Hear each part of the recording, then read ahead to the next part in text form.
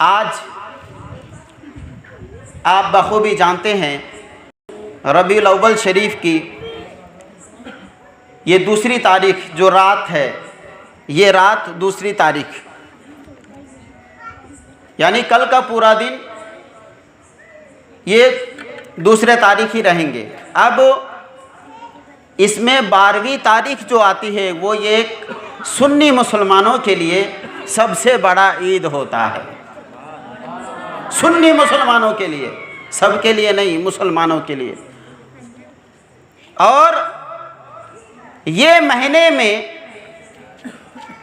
بلکہ یوں سمجھیے کہ میرے آقا سرور کائنات صلی اللہ علیہ وسلم کی آمد کی خوشی صرف ہم کو اسی مہینے کے 12 دن ہی میں نہیں، بلکہ زندگی کے ہر لمحے میں میرے آقا کی آمد کی خوشی منانا چاہیے۔ اور ان دنوں کچھ خاص بات ہوتی ہے اور انہی باتوں کو ہم یاد کرنے کے لیے محفل سجاتے ہیں۔ یہ محفل جو میلاد النبی کی محفل ہے، اس میں کوئی اور کی بات نہیں ہوتی، بلکہ سید الانبیاء امام الانبیاء کی بات ہونی ہے۔ اور اس محفل کی کئی برکتیں ہیں، کئی فائدے ہیں۔ اے بچے خاموش ہو جاؤ ورنہ اٹھا کے گھر بھیج دیں گے۔ ہم تقریر جو ہے نا وہ اگر کھلے میدان میں بھی کریں گے تو ویسے ہی کریں گے، تم لوگ بکواس نہیں کرنا ورنہ مائک پہ آ جاؤ، میں ادھر بیٹھتا ہوں۔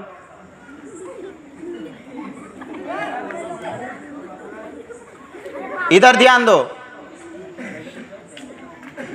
اس محفل سے کئی سارے فائدے ہیں۔ ایک تو فائدہ جو ثواب کا ہے، جو برکتوں اور رحمتوں کا ثواب ہے، یہ تو ایک الگ فائدہ ہی ہے اپنی جگہ پہ، اس میں کوئی شک نہیں کہ جب تک ذکر خدا ہو یا ذکر رسول ہو، اس مجلس میں اللہ کی رحمتیں نازل نہ ہو، یہ کبھی ہو نہیں سکتا ہے۔ یہ تو ہے ہی ہے، لیکن دوسرا ایک فائدہ، سب سے بڑا فائدہ میں آپ کو بتاتا ہوں۔ سب سے بڑا فائدہ جو محفل میلاد منانے میں ہے یا پھر رسول پاک صلی اللہ علیہ وسلم کی ذکر میں، آقا کریم کی یاد میں محفل منانے کا، محفل سجانے کا جو ایک سب سے بڑا فائدہ ہے، وہ یہ ہے کہ جن کے دل میں یا جن نوجوان بھائیوں کے دل میں نبی کی ویسی محبت نہیں ہوتی یا ویسا عشق اس کے دل میں نہیں ہوتا، بزرگان دین فرماتے ہیں اگر نبی کا ذکر ہو تو مومنوں کے دلوں میں سرکار کی سچی محبت اس کے دل میں بیٹھ جاتی ہے۔ حضور کا عشق جو ہے نا وہ سب سے زیادہ بڑھ جاتا ہے۔ حضرت امام غزالی علیہ رحمت رضوان سے کسی نے پوچھا تھا، حضور اگر قسم پرسی کے عالم میں لوگ آ جائیں، اگر مصیبتوں کا سامنا کرنے لگ جائے، اگر لوگ پریشانیوں میں مبتلا ہو جائے تو حضور کیا کرنا چاہیے؟ میری بات دھیان سے سننا۔ حضرت امام غزالی بہت پائے کے بزرگ گزرے ہیں، اپنے وقت کے مجدد گزرے ہیں۔ امام غزالی علیہ رحمت رضوان اتنے بڑے صوفی تھے، اللہ اکبر، فرماتے ہیں کہ وہ جس دن بھی رات کے وقت سوتے تھے 360 مرتبہ توبہ کرتے تھے، اس کے بعد بستر پہ سونے کے لیے جاتے تھے۔ کسی نے کہا حضور آپ 360 مرتبہ روزانہ اللہ کی بارگاہ میں توبہ کیوں کرتے ہیں؟ آپ نے فرمایا پورے جسم کے اندر جو ہمارا جوائنٹ ہے نا، جوڑ ہے، وہ 360 جوڑ ہیں۔ سمجھ رہے ہیں آپ؟ یہ سائنس کی بات میں بتا رہا ہوں آپ کو۔ پورے جسم میں جیسے یہ انگلی ہے، انگلیوں میں ایک جوڑ ہے نا، کنیکشن ہے نا، تو پورے جسم میں جو ہڈیوں کی، جو رگوں کی جو جوڑ ہے، کنیکشن ہے، تو وہ 360 ہے۔ امام غزالی فرماتے ہیں کہ میں ہر روز رات کو سونے سے پہلے 360 مرتبہ توبہ اس لیے کرتا ہوں کہ نہ جانے کون سے جوڑ نے پورے دن بھر میں ہو سکتا ہے کوئی نہ کوئی گناہ کر لیا ہو اور مجھے معلوم نہیں کہ کس جوڑ نے کیا ہے، اس لیے ہر روز رات کو سونے سے پہلے 360 مرتبہ توبہ کرتا ہوں، ہر جوڑ کے بدلے میں 1 مرتبہ توبہ کرتا ہوں، تاکہ اللہ تبارک و تعالی ہر جوڑ کے بدلے میں کیے ہوئے گناہوں کو معاف فرما دے۔ امام غزالی نے اپنی کتاب منہاج العابدین، بہت مشہور کتاب ہے، درس میں پڑھائی جاتی ہے، فرماتے ہیں کہ ہم لوگ جو گناہ کرتے ہیں نا، انسان کے گناہ میں سب سے بڑا گناہ جو سب سے پہلے گناہ کرتا ہے وہ آنکھ کرتا ہے۔ یہ آنکھ ہمارا سب سے بڑا جو ہے نا گنہگار ہوتا ہے، سب سے پہلے گناہ کرتا ہے، اس کے بعد زبان، پھر ہاتھ، پھر پیر، اس طریقے سے انہوں نے بتائے۔ کہتے ہیں کہ جب کوئی انسان گناہ کرنا چاہتا ہے تو وہ آنکھ سے سب سے پہلے گناہ کو دیکھتا ہے، پھر اس کے بعد زبان سے اس کی جو ہے نا وہ کچھ باتیں ہوتی ہے، آپ اس پہ جب غور کریں گے سمجھ جائیں گے۔ اب مان لیجیے ایک چور اگر چوری کرنے کے لیے جائے گا تو سب سے پہلے جو چیز کو چرائے گا اس کے دل میں، اس آنکھوں سے تو دیکھے گا کہ ہمیں کیا چرانا ہے، پھر اس کے دل میں لالچ پیدا ہوگی، دیکھنے کے بعد تو آنکھ نے سب سے پہلے گناہ کیا، پھر اس کے بعد زبان سے اس نے پلان بنایا کیسے کیسے جانا ہے، پھر اس کے بعد وہ جو ہے پیدل جائے گا، پھر ہاتھ سے اٹھائے گا۔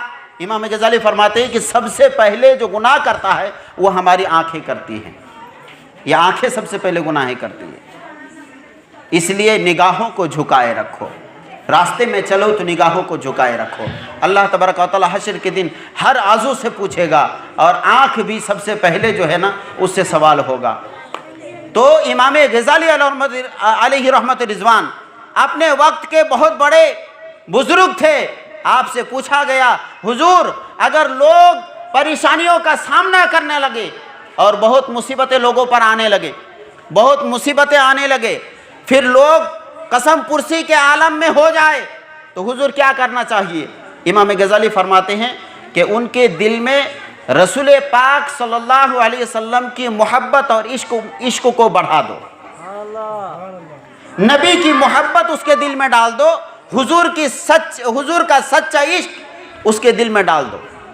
اب یہ عشق و محبت ہے کیا کوئی شربت ہے کہ اس کو پلا دیا جائے، اس کے دل میں ڈال دیا جائے؟ امام غزالی سے پوچھا گیا حضور یہ کیسے ممکن ہے؟ کسی مومن کے دل میں عشق کو بڑھانا یا محبت کو بڑھانا یہ کیسے ممکن ہے؟ اب یہ جملہ سننا میری۔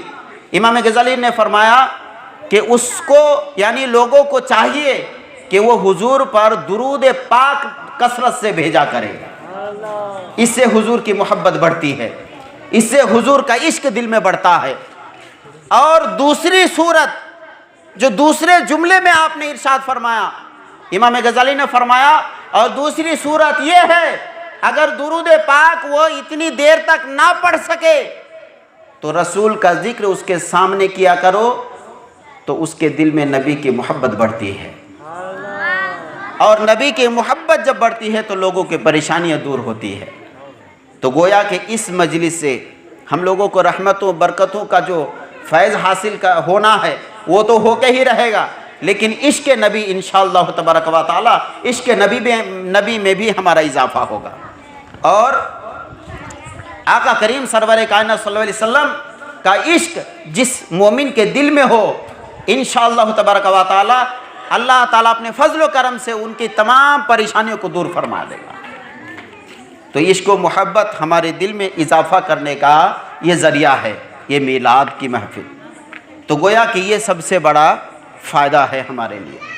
محترم یہ جو محفل ہے انشاءاللہ تبارک و تعالیٰ اناؤنس کے مطابق تقریباً 11 راتوں تک مسلسل جاری رہیں گے، اور سرکار علیہ الصلاۃ والتسلیم کی سیرت پاک جو ہر ایک نوجوان، ہر ایک بوڑھوں کے لیے، ہر ایک بچوں کے لیے ایک اسوہ حسنہ ہے، نمونہ ہے، اس کو انشاءاللہ تبارک و تعالیٰ میں سلسلہ وار آپ کے سامنے رکھنے کی کوشش کروں گا۔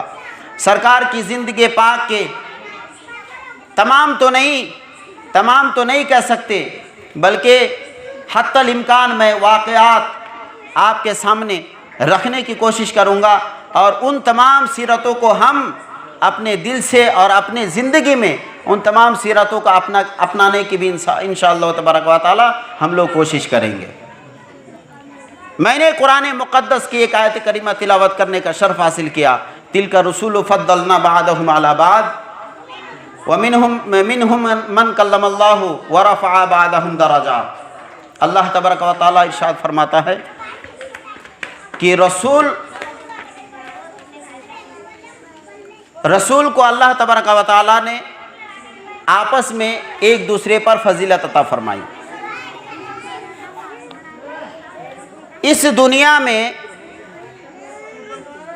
کم و بیش 1,24,000 انبیاء کرام پیغمبران نظام دنیا میں تشریف لائے، کم و بیش 1,24,000۔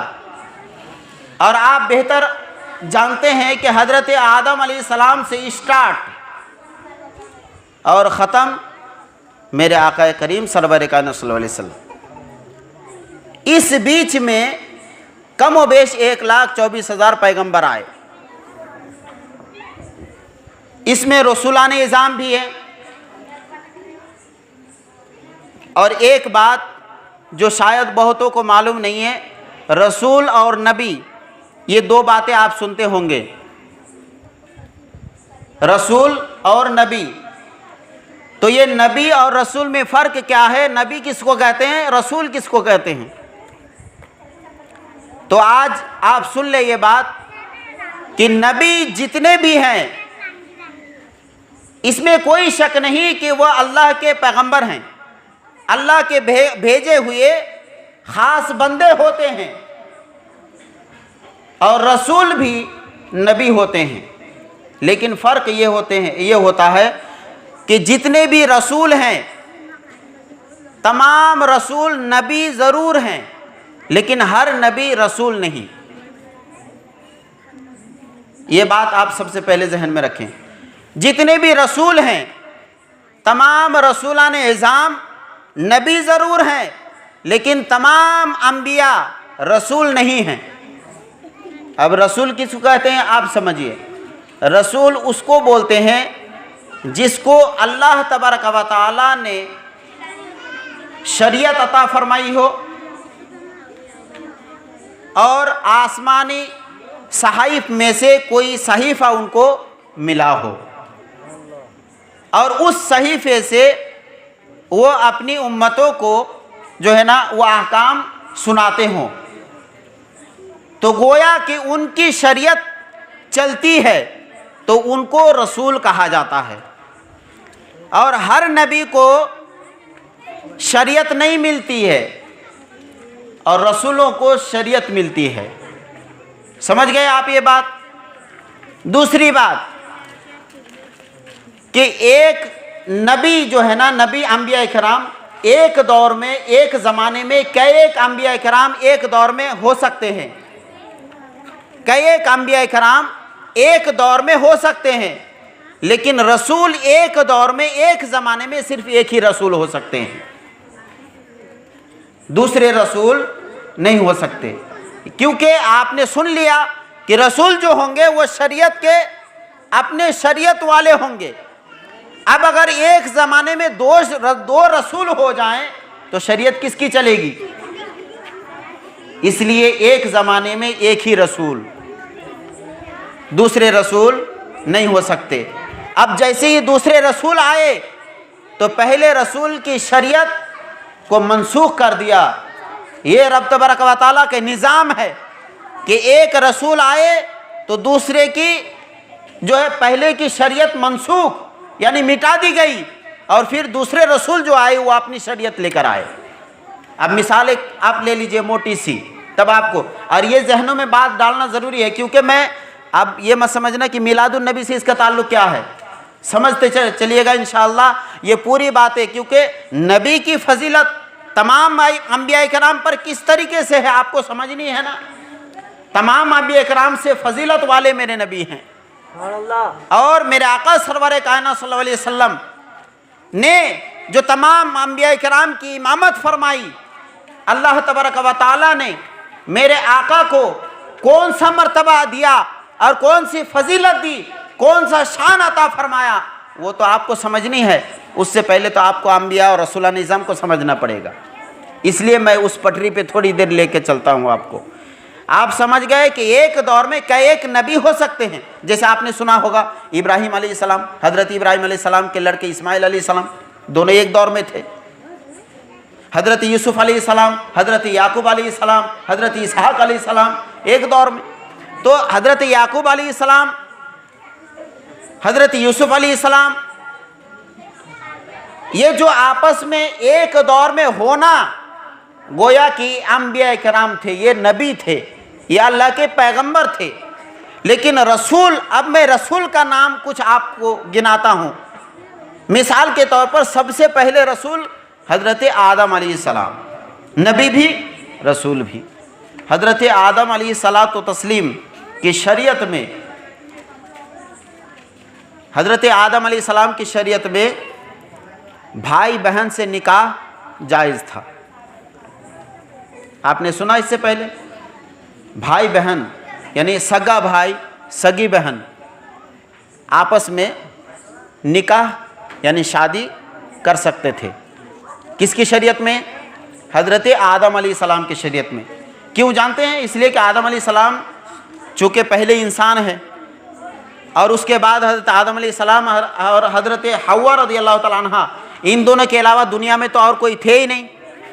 اب ان کے جو اولاد ہوئے تو ان کے اولاد سے، چونکہ اولاد کو، نسلوں کو بڑھانا مقصد تھا، اللہ تبارک و تعالیٰ نے ان کی شریعت میں اپنی بھائی بہن، سگے بھائی بہن کے ساتھ نکاح کو جائز رکھا تھا۔ اب اس کے بعد حضرت نوح علیہ السلام آئے۔ حضرت نوح علیہ السلام آپ جب آئے تو آپ کی شریعت میں بھائی بہن سے نکاح حرام ہو گیا۔ بھائی بہن سے نکاح حضرت نوح علیہ السلام کی شریعت میں حرام۔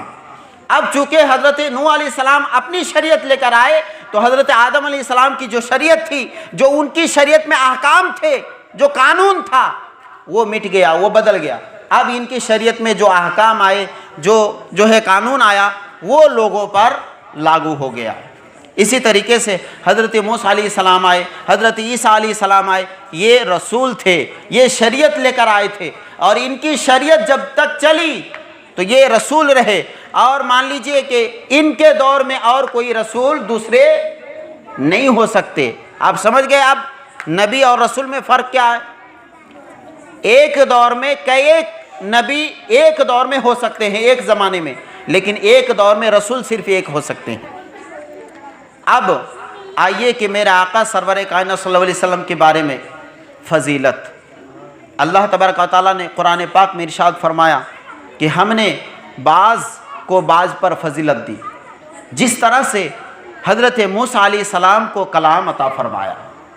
حضرت موسیٰ علیہ السلام کو رب تبارک و تعالیٰ سے کلام کرنے کا یہ موقع اللہ تبارک و تعالیٰ نے حضرت موسیٰ علیہ السلام کو دیا، اور یہ معجزہ حضرت موسیٰ علیہ السلام کو ملا کہ حضرت موسیٰ کا لقب کلیم اللہ ہوا، یعنی اللہ سے کلام کرنے والا۔ حضرت عیسیٰ علیہ السلام کو روح اللہ کا لقب ملا۔ حضرت ابراہیم کے بارے میں قرآن نے کہا وَاتَّخَذَ إِبْرَاهِيمَ خَلِيلًا، اللہ تبارک و تعالیٰ نے ابراہیم کو خلیل بنایا۔ ابراہیم علیہ الصلاۃ والنبینا کو خلیل اللہ، حضرت اسماعیل کو ذبیح اللہ۔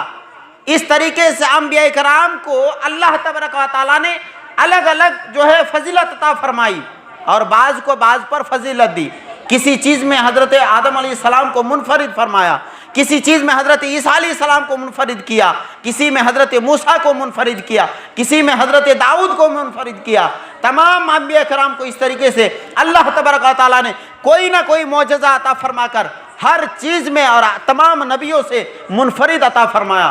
لیکن میرے آقا سرور کائنات صلی اللہ علیہ وسلم کی جب بات آئی، جب میرے نبی کی بات آئی، تو میرے آقا نے فرمایا، اللہ تبارک و تعالیٰ نے فرمایا کہ یہ اس سے پہلے تو صفی اللہ بھی گزر چکے، اس سے پہلے تو خلیفۃ اللہ بھی ہوئے، اس سے پہلے تو روح اللہ بھی ہوئے، اس سے پہلے تو کلیم اللہ بھی ہوئے، اس سے پہلے تو अल्लाह अकबर, नजीउल्लाह भी हुए, लेकिन मेरे आका की जब बात आई तो अल्लाह तबारक व तआला ने फरमाया कि ये मेरे महबूब को लक़ब जो मिलता है मेरी तरफ से वो हबीबुल्लाह मिलता है।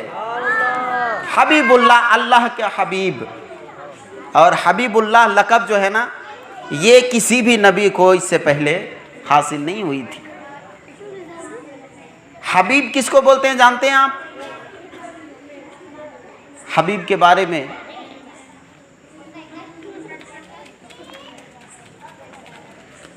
आला हजरत रज़ी अल्लाह ताला अन्हु ने कहा ना, फरमाया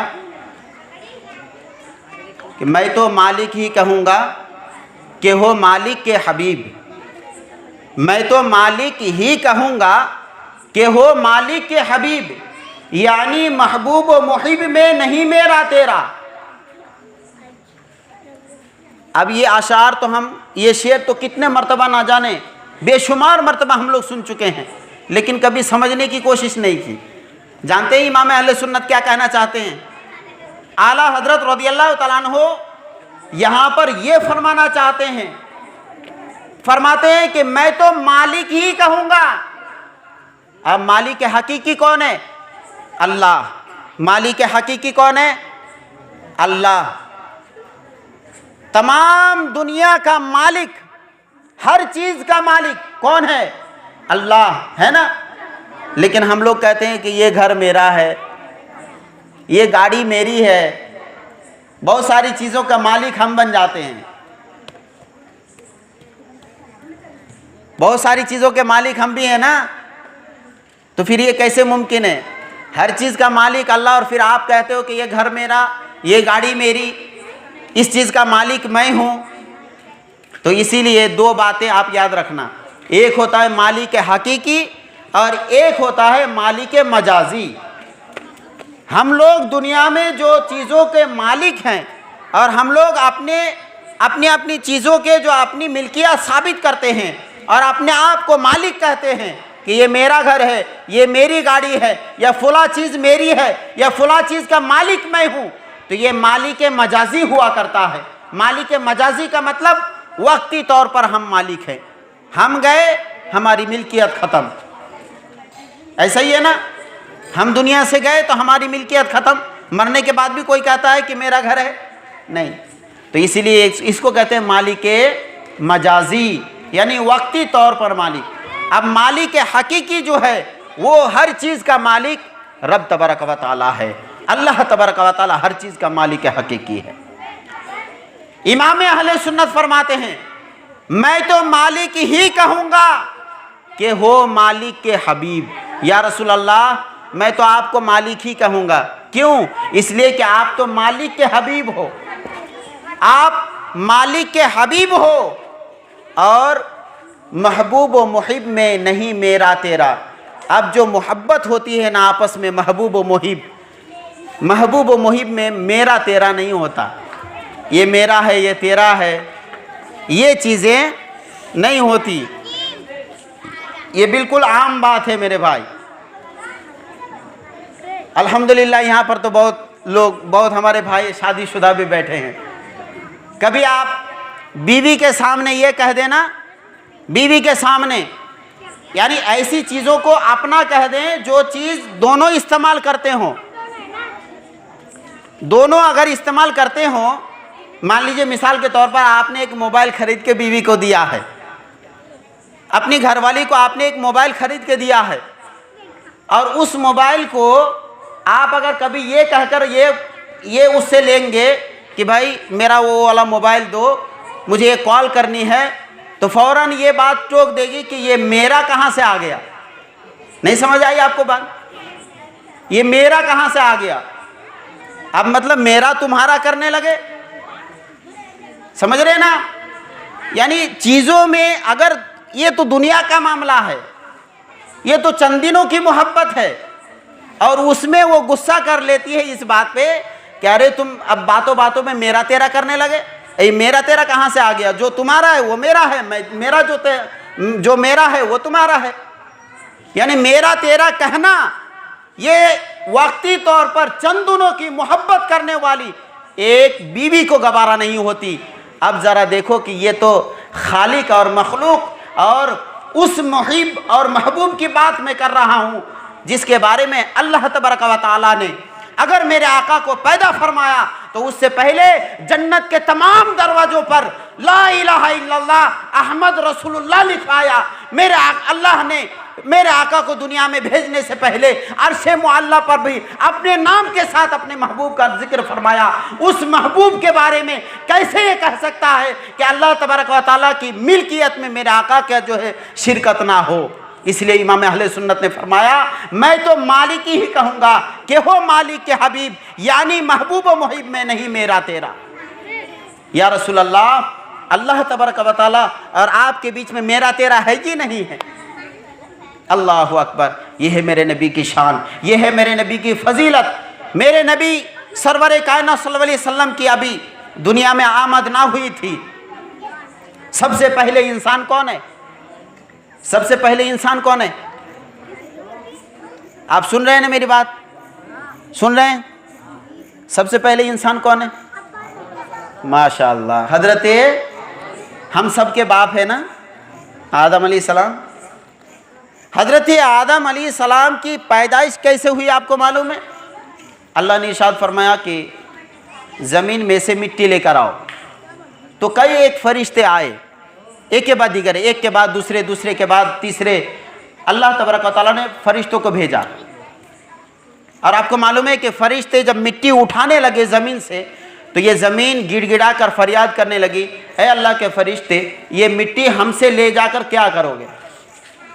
फरिश्ते ने अर्ज़ किया, कहा कि ऐ ज़मीन, तुझसे ये मिट्टी इसलिए ले जा रहा हूँ कि अल्लाह तबारक व तआला इससे इंसान को पैदा फरमाने वाला है और उस इंसान को ज़मीन पे भेजेगा और अल्लाह जो है अपना खलीफा बनाएगा। ज़मीन ने कहा, ज़मीन ने ये गिड़गिड़ा कर फरियाद किया, ऐ अल्लाह के फरिश्ते, तू खुदा के वास्ते मुझसे मिट्टी ना ले जा, मुझसे मिट्टी ना ले जा, इसलिए कि इससे इंसान पैदा किए जाएंगे और वो इंसान दुनिया में आकर के फसाद, कत्लो गारत, जुल्म व सितम करेंगे और अल्लाह ताला हश्र के दिन को जहन्नम में डालेगा और मैं ज़मीन अपनी मिट्टी जो है वो जहन्नम में जलती हुई नहीं देख सकती, अपनी मिट्टी को जहन्नम में जलती हुई नहीं देख सकती। इसलिए ऐ अल्लाह के फरिश्ते, खुदा के वास्ते तुम मुझसे मिट्टी ना ले जाओ। हज़रत जिब्रील अमीन आए थे, जब ये ज़मीन की फरियाद को सुना और ज़मीन की जो है गिड़गिड़ाहट और इसकी जो है रोने को सुना तो हज़रत जिब्रील वापस हो गए। अल्लाह की बारगाह में अर्ज़ की, या अल्लाह, मैं ज़मीन में गया था मिट्टी लेने के लिए, लेकिन ज़मीन इस तरीके से फरियाद कर रही है, मैं मिट्टी ना ला सका। फिर उसके बाद हज़रत मीकाईल अलैहिस्सलाम को भेजा गया। मीकाईल आए, ज़मीन ने फिर वैसे ही फरियाद की कि मैं मिट्टी नहीं दूंगी, मुझसे मिट्टी ना ले, इसलिए कि मैं जहन्नम में कभी जलना नहीं चाहती। फिर वो वापस हो गए। फिर रब के बारगाह में कहा अल्लाह ने, अब उसके बाद फिर दूसरे फरिश्ते को भेजा, हज़रत इसराफील अलैहिस्सलाम को भेजा। इसराफील अलैहिस्सलाम आए, उनको भी यही बातें सुनाई दी, आप भी वापस हो गए। आखिर में हज़रत अज़राईल अलैहिस्सलाम को भेजे, हज़रत अज़राईल अलैहिस्सलाम को भेजे और उसके बाद ज़मीन से आपने जब मिट्टी उठाने लगा, आप जब मिट्टी उठाने लगे तो ज़मीन फिर फरियाद करने लगी, रोने लगी, चिल्लाने लगी, गिड़गिड़ाने लगी, ऐ अल्लाह के फरिश्ते, मुझसे क्या गुनाह हो चुका है, मुझसे क्या खता हो चुकी है कि मुझ पर इतना ज़्यादा जुल्म किया जा रहा है। मैं अपनी मिट्टी नहीं दूंगी क्योंकि मैं कल जहन्नम में लोगों को जलते हुए नहीं देख सकती और मुझसे तुम इंसान को बनाओगे और फिर इंसान जहन्नम में जलेगा तो किस तरीके से मुझे बर्दाश्त होगा, इसलिए मुझसे मिट्टी ना ले जा। लेकिन हज़रत अज़राईल अलैहिस्सलाम ने फरमाया, ऐ ज़मीन, मुझे मिट्टी लाने का हुक्म रब ने दिया है और तू अगरचे रो रही है और तुझ पर मुझे तरस भी आ रहा है, लेकिन कोई फ़ायदा नहीं। एक तरफ अल्लाह का हुक्म है, दूसरी तरफ तेरी फरियाद है। मैं अल्लाह के हुक्म को तेरी फरियाद पर ज़्यादा जो है ज़्यादा गालिब रखता हूँ اسی لیے اللہ تبارک و تعالیٰ کے حکم کی فرما برداری کرتے ہوئے حضرت عزرائیل علیہ السلام نے زمین سے مٹی کو اٹھا لی، اس کے بعد رب کی بارگاہ میں حاضر ہوئے۔ اور جانتے ہیں کہ حضرت عزرائیل علیہ السلام ہی ہیں جو تمام انسانوں کے روح کو قبض کرتے ہیں، یہی فرشتے ہیں نا حضرت عزرائیل۔ رب تبارک و تعالیٰ نے جب پوچھا اے فرشتے بتا کیا کہا، تو کہا کہ وہی فریاد زمین کر رہی تھی، پھر تو نے کیسے لے کے آ گیا؟ کہا اے اللہ تیرا حکم تھا اس لیے میں نے اس کی فریاد کو انسنا کر دیا۔ اللہ نے اسی وقت ڈیوٹی دے دی، اللہ نے ڈیوٹی دے دی کہ پھر تو ہی وہ فرشتہ ہے جو تمام انسانوں کے روح کو قبض کرے گا۔ اب انسان کو کتنی بھی تکلیف ہوگی، حضرت عزرائیل علیہ السلام ہی روح کو قبض کریں گے۔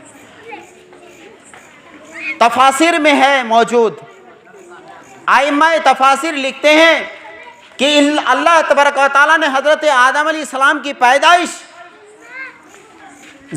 زمین سے مٹی، ہوا، پانی اور آگ، ان چاروں چیزوں کو فرشتوں سے حکم فرما کر کے ایک اکٹھا کروایا، اور اس کے بعد کہتے ہیں کہ تقریباً مسلسل 40 دن تک ان چیزوں پر بارش ہوتی رہی، اور اس کے بعد نہ جانے کتنے دنوں تک اس کا گارا بناتے رہے، گارا بناتے رہے، اور اس کے بعد پھر ایک نقشہ بنایا گیا، شکل بنایا گیا، حضرت آدم علیہ السلام کی تصویر بنائی گئی۔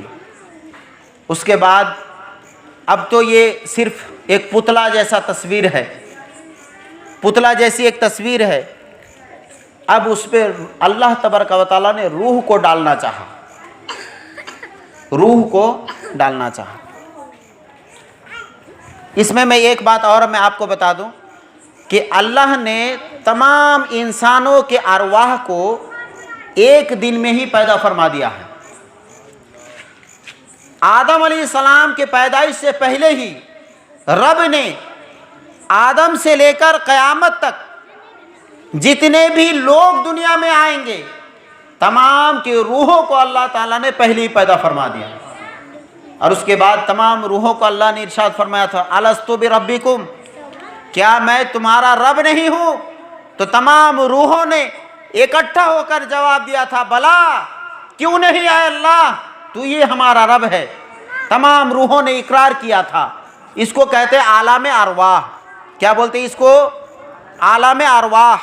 عالم ارواح نے ہماری تمام روح نے اللہ کے سامنے اقرار کی تھی اے اللہ تو یہ ہمارا رب ہے، لیکن آج دنیا میں آنے کے بعد دنیا جو ہے نا لوگ بدل جاتے ہیں۔ تو یہ عالم ارواح میں روحوں کو اللہ نے پیدا فرما دیا تھا، اور ایک ایک کر کے جیسے جیسے لوگ دنیا میں آئیں گے اللہ تعالیٰ ان روحوں کو ان کے جسموں پر ڈال دے گا۔ اب اس کے بارے میں بھی قرآن پاک میں تفسیر ہے کہ جب بچہ ماں کے پیٹ میں 4 مہینے کا ہوتا ہے تو اس کے اندر روح ڈال دی جاتی ہے۔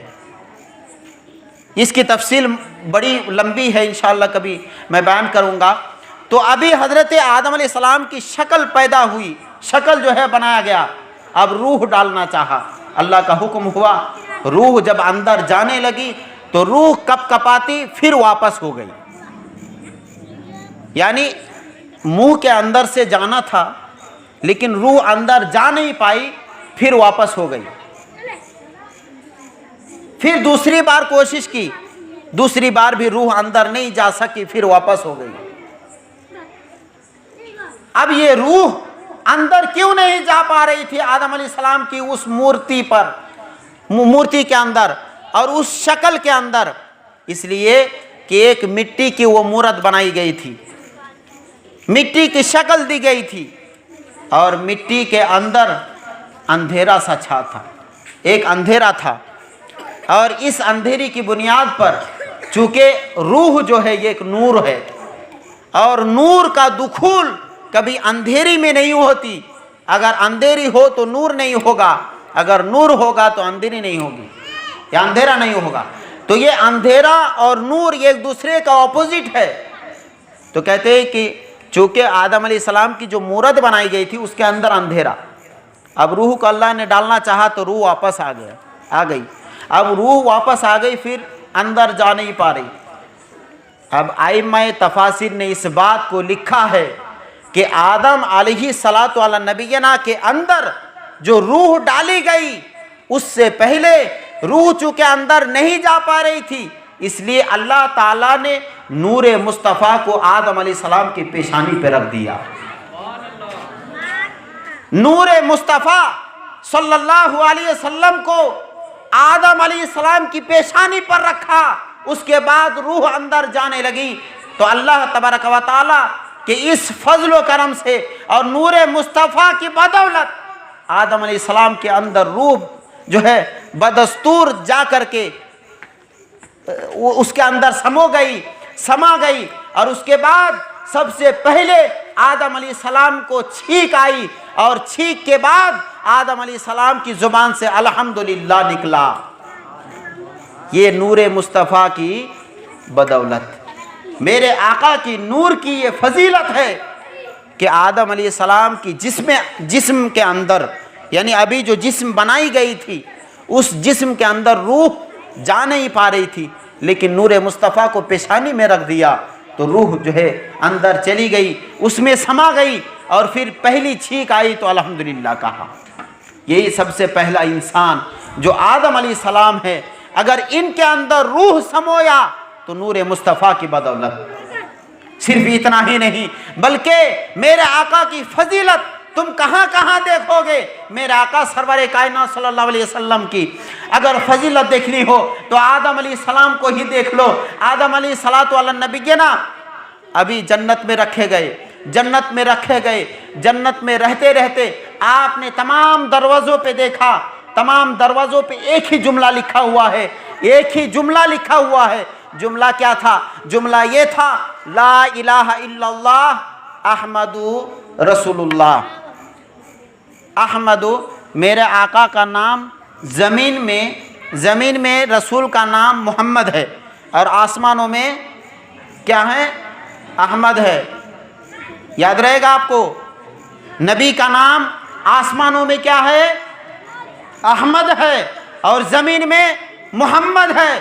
गोया के आदम अलैहिस्सलाम ने जो जन्नत में नाम देखा, ला इलाहा इल्लल्लाह अहमदु रसूलुल्लाह, अब ये तमाम दरवाज़ों पे ये जुमला देखे। अल्लाहु अकबर। अब उसके बाद हज़रत आदम अलैहिस्सलाम से हुक्म हुआ था, ला तक़रबा हाज़िही शजरा, इस दरख्त के करीब ना जाना। लेकिन आदम अलैहिस्सलाम ने, उसके बाद शैतान ने वसवसा डाला, जिसके मुताल्लिक़ कुरान ने खुद इरशाद फरमाया कि वसवसा लहुमा शैतान, उन दोनों के अंदर जो है शैतान ने वसवसा डाला। अब इसकी तफसील बड़ी लंबी है, मैं उधर नहीं जाऊंगा। मैं नबी की फजीलत बताने लगा हूँ आपको कि तमाम अंबिया पर मेरे आका की फजीलत क्या है, मेरे आका की ज़ात और नूरे मुस्तफ़ा तमाम अंबिया कराम के लिए क्या है, और नबियों की अज़मत व शान के लिए मेरे आका की नूरे मुस्तफ़ा जो है, मेरे आका के नूर कहाँ कहाँ काम आता है, ये चीज़ दिखाना मकसद है। तो कभी इंशाअल्लाह इस पर बात होगी तो मैं तफसील बयान करूँगा कि क्या हुआ, अल्लाह तबारक व तआला ने जो उस दरख्त से मना फरमाया तो क्या हुआ। अब आदम अलैहिस्सलाम ने जन्नत में क्या देखे? एक कलमा, जिसको हम लोग कलमा बोलते हैं, ये जुमले को तमाम दरवाज़ों पर देखा। अब उसके बाद मामला ये हुआ कि अल्लाह तबारक व तआला ने आदम व हव्वा को दुनिया में भेजा। उसके बाद दुनिया में आदम अलैहिस्सलाम जब तशरीफ़ लाए तो तफसीर में है ना कि आदम अलैहिस्सलाम की जो अल्लाह ताला ने आदम अलैहिस्सलाम को उतारा, वो सरंदीप पहाड़ पर उतारा, सरंदीप पहाड़, और हव्वा को जद्दे में उतारा। हज़रत हव्वा रज़ियल्लाहु तआला अन्हा को जद्दे में उतारा, यानी दोनों को मुख्तलिफ जगहों पर, और आपस में कोई मुलाकात नहीं। अब उस वक्त ज़मीन कैसी थी? ऐसे लोगों से भरी नहीं, अरे बिल्कुल भी एक भी शख्स नहीं था। आप मत भूलना, एक भी शख्स दुनिया में मौजूद नहीं था, और ना ही दुनिया की मालूमात थी, कैसे खाना चाहिए, कैसे पीना चाहिए, कैसे ज़रूरियातों को पूरा करना चाहिए, कुछ भी जो है ना उस टाइम मालूम नहीं। अब तरह तरह के जानवर हज़रत आदम अलैहिस्सलाम देखते थे तो डरते थे, घबराते थे। حضرت حوا دیکھتی تھی تو گھبراتی تھی. اللہ تبارک و تعالیٰ نے حضرت حوا کو، آدم علیہ السلام کو، دونوں کو الگ الگ جگہوں پہ زمین میں اتارا. ایک کو سرندب پہاڑ پر اور دوسرے کو جدے میں. اور جانتے ہیں کہ مسلسل 300 سال تک آپس میں کوئی ملاقات نہیں. 300 سال تک حضرت آدم علیہ السلام اسی بات پر روتے رہے، اے اللہ میں نے جو گناہ کیا، میں نے جو خطا کیا ہے، یعنی جس درخت کے قریب جانے سے تو نے منع کیا تھا، میں چلا گیا تھا اور اس کی سزا جو ہے دنیا میں مجھے مل رہی ہے، اے اللہ میں اس سے توبہ کرتا ہوں، مجھے معاف فرما دے. 300 سال تک آدم علیہ السلام روتے رہے اور اتنے روئے، کہتے ہیں کہ دنیا میں سب سے زیادہ رونے والوں میں حضرت آدم علیہ السلام کا بھی ایک نام آتا ہے. حضرت آدم علیہ السلام 300 سال تک اس طرح روتے رہے. اس کے بعد 300 سال کے بعد ان کو یاد آیا. 300 سال کے بعد ان کے ذہن میں ایک بات آئی کہ میں جب جنت میں تھا تو جنت کے ہر دروازے پہ میں نے ایک جملہ پڑھا ہے. میں نے ایک جملے کو دیکھا تھا، ہر دروازے پہ لکھا ہوا تھا لا الہ الا اللہ احمد رسول اللہ. اب یہ احمد کون ہے؟ ان کے ذہن میں بات آئی. سمجھ رہے ہیں آپ؟ اس سے پہلے جنت میں انہوں نے، ایک روایت میں کہ جنت میں انہوں نے اللہ سے پوچھا بھی تھا، اے اللہ تیرے نام کے ساتھ یہ جو احمد رسول اللہ ہے یہ کون ہے؟ تو اللہ نے ارشاد فرمایا کہ یہ میرے محبوب ہیں اور یہ میرے حبیب ہیں جو اے آدم تمہارے ہی نسل سے سب سے آخری نبی پیدا ہوں گے. سب سے آخری نبی دنیا میں تشریف لائیں گے، وہ میرے حبیب ہوں گے، ان کا نام احمد ہوگا اور وہ میرے بڑے محبوب ہوں گے، سب سے محبوب ہوں گے. آدم علیہ السلام نے یہ جملہ سنے تھے جنت میں. اس کے بعد 300 سال کے بعد ان کے ذہن میں بات یاد آ گئی کہ میں نے جنت میں وہ جو جملہ دیکھا تھا تو گویا کہ احمد اللہ کا سب سے محبوب ہے. اس لیے آدم علیہ السلام نے اللہ تبارک و تعالیٰ سے ایک دلی تمنا فرمائی اور انہوں نے جو ہے دل میں ارادہ بنایا کہ، اور اسی کے بارے میں جو سوچنے کی بات ہے نا کہ آدم علیہ السلام نے سوچا، 300 سال کے بعد ان کے دل میں خیال آیا کہ جنت کے دروازوں پر میں نے وہ جملے دیکھے تھے. اس کے متعلق قرآن ارشاد فرماتا ہے فتلقى آدم من ربه کلمات. فتلقى آدم من ربه کلمات اسی کے متعلق ہے کہ آدم علیہ السلام نے اپنے رب سے کچھ کلمات سیکھ لیے. وہ کون سے کلمہ تھے؟ ارے 300 سال کے بعد آدم علیہ السلام کو یہی یاد آیا تھا، اے اللہ تو جس کو اپنا محبوب رکھتا ہے اور جنت کے تمام دروازوں پر اس کا نام لکھ کے رکھا ہے، اس کے نام کے وسیلے سے میں اپنے خطاؤں کی مغفرت چاہتا ہوں. اے اللہ تو میری خطاؤں کو معاف فرما دے اور میں اس محبوب کا تجھے وسیلہ دیتا ہوں. اللہ اکبر. ہونا کیا تھا؟ اللہ تبارک و تعالیٰ کے اس پیغمبر نے اور آدم علیہ السلام نے جیسے ہی اپنے محبوب اور خالق کائنات کے اپنے حبیب جناب محمد رسول اللہ صلی اللہ علیہ وسلم کا نام کا وسیلہ دیا، اللہ تبارک و تعالیٰ نے فوراً آپ کی جو ہے آپ کی مغفرت فرمائی، آپ کے توبہ کو قبول فرمایا. اور اس کے بعد حضرت حوا رضی اللہ تعالیٰ عنہ سے ملاقات فرمائی. یہ برکت کس سے؟ میرے آقا سرور کائنات صلی اللہ علیہ وسلم کے نام پاک کی برکت. یہ حضور کے نام پاک کی برکت سے آدم علیہ السلام کو نجات ملی یا پھر حضرت حوا سے ملاقات. میرے آقا سرور کائنات صلی اللہ علیہ وسلم کی فضیلت ہر چیز میں ہے. آپ دیکھ لیں تمام نبیوں کو کوئی نہ کوئی ایک معجزہ ملا ہے، لیکن میرے رسول کے اندر تمام نبیوں کی خوبی، تمام نبیوں کے معجزات صرف اور صرف میرے رسول کے اندر موجود تھے. اور آپ نے یہ نہیں سنا، آپ نے کتنے مرتبہ ایک شعر پڑھ چکا ہے،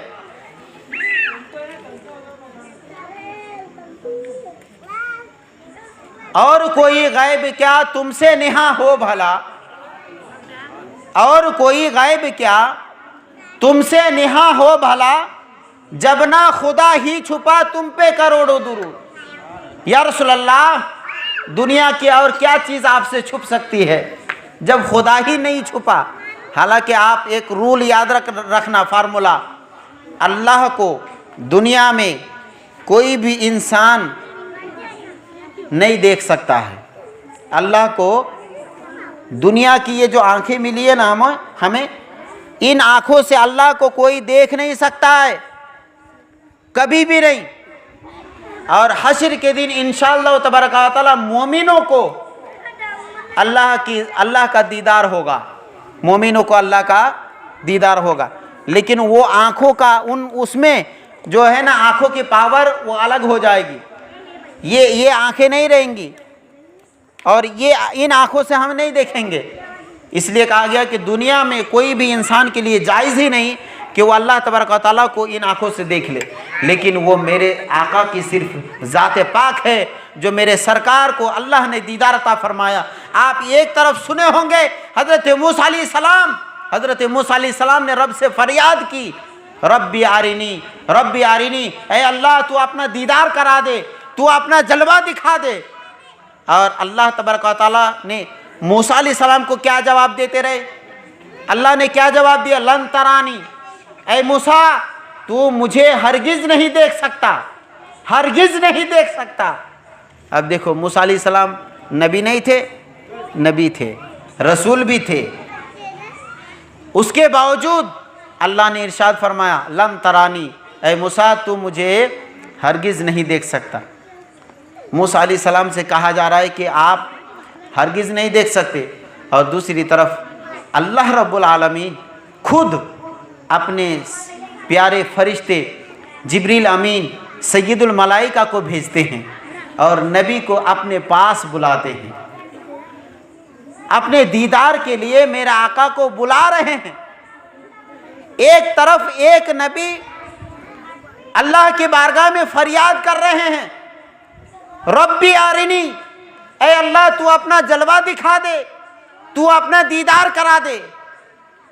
اللہ فرماتا ہے لن ترانی، اے موسیٰ تو مجھے نہیں دیکھ سکتا، اور دوسری طرف اپنے محبوب کو دیدار کرانے کے لیے اللہ تعالیٰ سید الملائکہ جبریل امین کو بھیجتا ہے، اور اس کے بعد صرف بھیجتا ہی نہیں بلکہ یہ بھی فرماتا ہے جبریل یہ بھی سن لے، اگر میرا محبوب کسی کام میں مصروف ہوں تو ڈسٹرب نہیں کرنا، تکلیف نہیں دینا۔ آیا دیکھا، اے اللہ آپ کا محبوب آرام فرما رہے ہیں تو پھر جاؤ، اگر جگاؤ گے تو کیسے جگاؤ گے؟ بے ادبی ہو جائے گی۔ یہ حدیثیں اٹھا کے دیکھ لو، یہ روایتیں آج بھی موجود ہے۔ جبریل امین آئے تو کہاں سے؟ دروازے سے نہیں بلکہ چھت سے آئے تھے، تاکہ تکلیف نہ ہو میرے مصطفیٰ کو، اٹھ کر کے دروازہ کھولنے کی ضرورت نہ پڑے۔ اب آئے تو آئے، اب محبوب کو جگائے کیسے نیند سے؟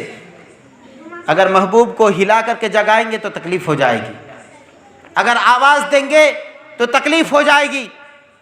جبریل امین نے اپنے لب نور کے لب کو میرے آقا کے قدموں تلے رکھ دیا۔ آقا نے اس لب کے ٹھنڈک کو محسوس فرمایا اور آپ نیند سے جاگے۔ یہ سید الملائکہ کا ادب ہے رسول کے بارگاہ میں آنے کا۔ اللہ اکبر، اس رسول کو تو میرے اللہ نے خود بلایا ہے معراج میں، اور اس کے بعد تمام نبیوں کی امامت آپ نے بیت المقدس میں فرمائی، جس کو قرآن مقدس میں ارشاد فرمایا سبحان الذی اسری بعبدہ لیلا من المسجد الحرام الی المسجد الاقصی۔ اللہ ارشاد فرماتا ہے پاکی ہے وہ ذات جس نے راتوں رات اپنے بندے کو لے گیا مسجد حرام سے مسجد اقصی۔ مسجد اقصی کہاں ہے؟ بیت المقدس، جو ہمارا قبلہ اول ہے۔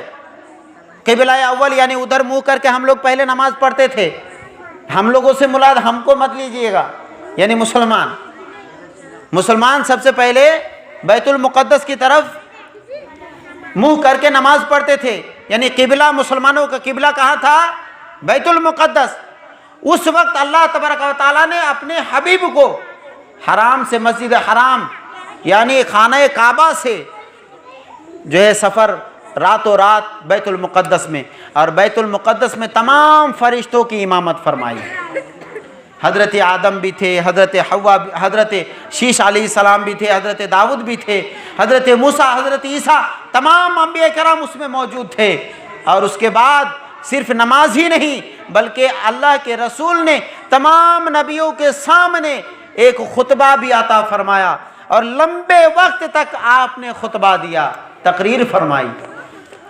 اور اس کے بعد آپ جانتے ہیں کہ پھر جب آسمانوں کا سفر ہوا تو پھر آپ نے روایتوں میں سنا بھی ہوگا کہ آقا کریم میرے رسول جب پہلے آسمان پہ پہنچے تو حضرت آدم سے ملاقات ہوئی، دوسرے آسمان پہ پہنچے، تیسرے آسمان پہ پہنچے تو ہر آسمان پہ ایک ایک نبی سے ملاقات ہوئی۔ کسی آسمان میں حضرت آدم سے، کسی آسمان میں حضرت عیسیٰ سے، کسی آسمان میں حضرت موسیٰ سے، کسی آسمان میں حضرت ابراہیم، اس طریقے سے تمام آسمانوں میں ایک ایک نبی سے میرے آقا کی ملاقات ہوئی۔ اب یہ بات ذہن میں آئی کیسے؟ یہ بات ذہن میں آئے گی کیسے؟ اے بچے خاموش رہو، ایک بات یہ توجہ دینے کی ہے، میرے نبی مسجد اقصیٰ میں تمام نبیوں کی امامت فرمائی، تمام نبیوں کی، کوئی بھی نبی اس میں بعد نہیں تھے، کوئی ایسے نہیں تھے کہ اس میں موجود نہیں۔ اور پھر آپ نے سنا ابھی کہ جب میرے آقا پہلے آسمان میں پہنچے تو حضرت آدم علیہ السلام سے ملاقات ہوئی، دوسرے آسمان میں پہنچے تو حضرت عیسیٰ، موسیٰ، حضرت ابراہیم، اس طریقے سے سلسلہ وار انبیاء کرام سے بھی ملاقات ہو رہی ہے۔ یہ کیسے ممکن ہے؟ نبی یہاں پر بھی، نبی وہاں پر بھی، تو کیا ایسا ہو سکتا ہے کہ ایک نبی یہاں پر بھی ہو وہاں پر بھی ہو؟ یہ بھی ایک بات ہے۔ اور دوسری بات کہ آپ نبی کی فضیلت بیان کر رہے ہیں اور پھر فرما رہے ہیں کہ آپ نبی پہلے آسمان پہ پہنچے تو آدم سے ملاقات ہو گئی، گویا کہ میرے نبی سے پہلے آدم علیہ السلام پہنچ گئے۔ تو یہاں پر ایک، حالانکہ انشاءاللہ معراج کی جب رات آئے گی نا، بیان میں انشاءاللہ میں یہ ساری باتیں بیان کروں گا۔ آج مختصر میں یہ سن لو کہ میرے آقا جو دیدار الہی کے لیے معراج کے لیے جا رہے تھے تو عام سواری کی طرح نہیں بلکہ دلہا بن کر کے جا رہے تھے، نبی کو دلہا بنا کر کے لے جایا جا رہا تھا۔ اور دلہا جو ہوتا ہے نا، دلہا جو ہوتے ہیں یہ دلہے کی بڑی، مطلب آپ یوں سمجھیے آج کل تو بہت کم دیکھا جاتا ہے، آج یو پی وغیرہ میں، بہار میں آج بھی یہ چیزیں موجود ہیں، یو پی میں، بہار میں آج بھی وہ چیزیں موجود ہے کہ دلہے کو گھوڑے پر بٹھایا جاتا ہے، گھوڑی پر، دلہے کو گھوڑی پر بٹھایا جاتا ہے۔ اور جب گھوڑی پر بٹھایا جاتا ہے نا تو دلہے کے سامنے اس کی ماں آتی ہے اور دلہے کو دیکھ کر کے نظر اتارتی ہے، ماشاءاللہ سبحان اللہ، اللہ تعالیٰ تمہیں لوگوں کی بری نظر سے بچائے۔ باپ آتا ہے وہ بھی دعائیں دیتا ہے، بھائی آتا ہے بھائی دعائیں دیتا ہے، اس طریقے سے رشتہ دار آتے ہیں نظر اتارتے ہیں، اور اس کے بعد جو ہے سبحان اللہ ماشاءاللہ کہہ کے اور اس کی نظر اتارتے ہیں اور کہتے ہیں کہ لوگوں کی نظر تم پر نہ پڑے۔ سمجھ رہے ہیں آپ؟ یہ دلہا کی حالت ہوتی ہے۔ یو پی بہار میں آج بھی یہ چیزیں جاری ہے، یہ رسم و رواج، بہت جگہ یہ چیزیں نہیں ہوتی۔ تو میرے رسول کو دلہا بنا کر لے جایا جا رہا تھا، لیکن ادھر اور نبیوں کو اللہ تعالیٰ نے پہلے ہی وہاں پر بھیج دیا تھا۔ کیوں؟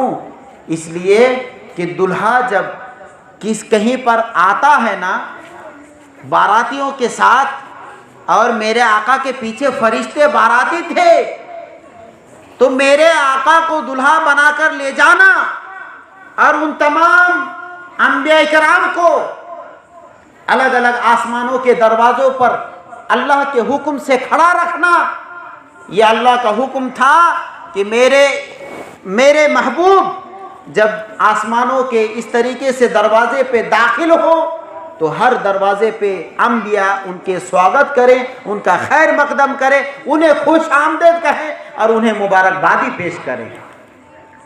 اس لیے تمام نبیوں کو جو ہے انبیاء کرام کو الگ الگ آسمانوں پر اللہ تعالیٰ نے پہلے ہی بھیج دیا، اور اس کے بعد میرے آقا کی وہاں پر خیر مقدم کی۔ میرے آقا کی شان تو وہ ہے، اللہ اکبر، کہ المختصر میں آپ یوں سنیں، اور کتنے مرتبہ آپ سن چکے ہوں گے اعلیٰ حضرت کی شعر کے بارے میں کہ حسن یوسف پہ کٹی حسن یوسف پہ کٹی مصر میں انگشت زنا، حسن یوسف پہ کٹی مصر میں انگشت زنا، اور سر کٹاتے ہیں تیرے نام پہ مردان عرب۔ اس شعر میں اگر غور کر کے دیکھیں گے تو اعلیٰ حضرت نے ارشاد فرمایا کہ حضرت یوسف علیہ السلام کے اندر جو حسن تھی، جو حسن و جمال اللہ نے عطا فرمایا تھا، اس حسن سے تو مصر میں عورتوں کی انگلیاں کٹ گئی، انگلیاں کٹی تھی۔ اور اس کا واقعہ آپ نے سنا ہوگا کہ کچھ چیزیں جو ہے کاٹنے کے لیے دیا گیا تھا، تو حضرت یوسف علیہ السلام کے حسن کو دیکھا تو ان عورتوں نے انگلیاں کاٹ لی نہیں بلکہ کٹ گئی، اور کاٹ لی میں فرق ہے۔ ان کی انگلیاں کٹ گئی تھی، انہیں معلوم نہیں تھا کہ ہم کاٹ رہے ہیں۔ سمجھ رہے ہیں آپ میری بات؟ وہ جان بوجھ کر کے نہیں کاٹی تھی وہ عورتیں۔ ان عورتوں نے جب بعد میں دیکھا کہ ارے ہم نے نیمبو کے بجائے ہم نے تو اپنی انگلیوں کو کاٹ لیا ہے، اس کے بعد انہیں احساس ہوا کہ ہماری انگلی کٹ چکی ہے۔ اس سے پہلے انہیں پتہ نہیں تھی، انہیں معلوم نہیں تھا کہ ہماری انگلیاں کٹ چکی ہے۔ تو حضرت امام اہل سنت اعلیٰ حضرت رضی اللہ تعالیٰ عنہ فرماتے ہیں کہ یوسف علیہ السلام کے حسن پہ عورتوں کی انگلیاں کٹ گئی تھی، کاٹی نہیں تھی، لیکن یا رسول اللہ آپ کے نام پہ، آپ کے حسن تو دور کی بات، آپ سامنے موجود ہوں تو الگ بات، لیکن آپ کے نام پہ تو یہاں پر مردان عرب سر کٹاتے ہیں۔